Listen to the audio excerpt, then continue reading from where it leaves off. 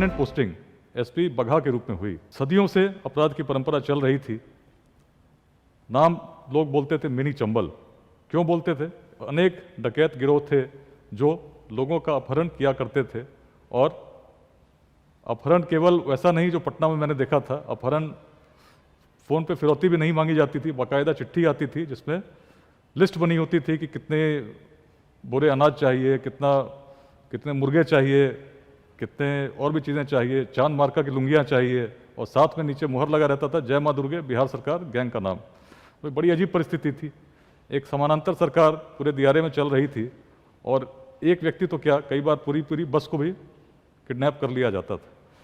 परिवर्तन कैसे हो, इस बात पर मैंने जब देखना शुरू किया, सोचना शुरू किया, चिंता से अलग चिंतन करना शुरू किया, तो मुझे लगा कि सदियों से ये परंपरा चल रही है, अगर तोड़ना होगा तो कुछ अलग करना होगा।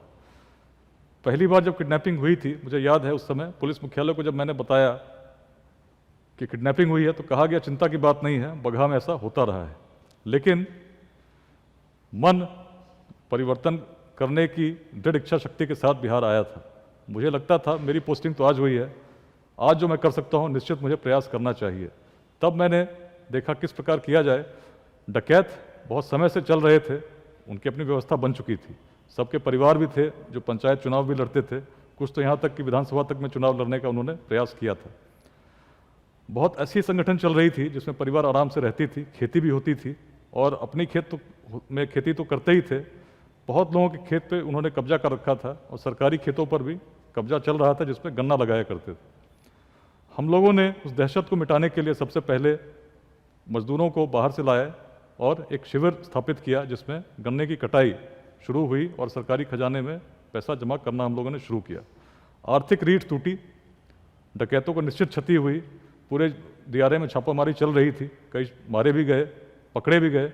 लेकिन फिर भी मुझे लगा समस्या कुछ समय के लिए अवश्य शिथिल होगी, लेकिन समाप्त नहीं होगी। इतिहास से कैसे प्रेरणा लिया जाए, इस बात पर जब मैंने चिंतन किया, तो डकैतों के परिवारों से बातचीत करने के लिए हम लोगों ने पुलिस वालों को भेजा।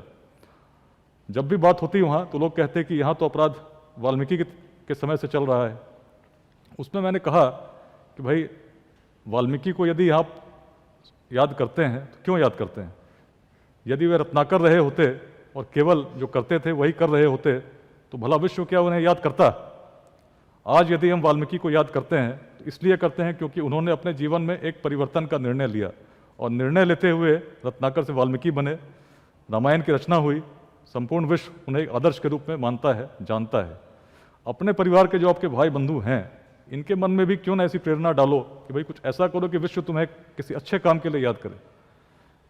ये करते रहोगे तो कोई याद नहीं रखेगा, लेकिन अगर ऐसा कुछ करते हो तो लोग याद रखेंगे कि चंपारण की भूमि ने फिर एक परिवर्तन देखा जब रत्नाकर वाल्मीकि बने।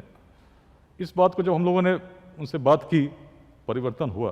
पहले एक ने आत्मसमर्पण किया, दो ने किया, और करते करते जब 26 हो चुके थे, तो उस समय जो आत्मसमर्पण था बिहार के सबसे बड़े अपराधी का था। जहां किडनैपिंग्स कभी 50 साल में होती थी, कभी 100 होती थी, 2008 में 0 की संख्या पर आ गई थी, केवल उस प्रेरणा से जो इतिहास ने जगाया था।